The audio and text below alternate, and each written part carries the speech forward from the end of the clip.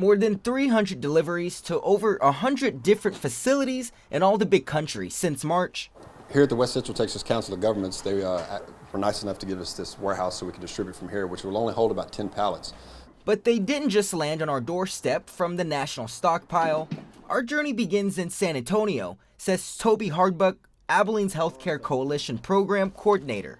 So that's a stockpile for the entire state of Texas. So what they do is they take those items in the huge warehouse there, they break it up into smaller shipments out into the 8 different regions. The next stop is Arlington, where it gets divided between Dallas, Wichita Falls, and our big country. But getting here was a problem when the pandemic hit in March. Once the items left San Antonio and arrived at Arlington, we didn't have any type of transportation to pick those up to bring them down to our region in the regional level. Stepping up first was the Texas Forestry Service. TFS, they helped us in the beginning for a little while, but then of course once the wildland fires started picking up issues, they had to pull off. Coming to the rescue. We got a problem, and our problem is we got all this PPE that's building up in Arlington. We need to get to West Texas. Can you help us? Michael Bob Starr with Global Samaritan Resources. I think people have heard about Global Samaritan, or maybe they see our truck driving down the street and they see Global Samaritan and they think, well, that must be the group that does a lot of international aid.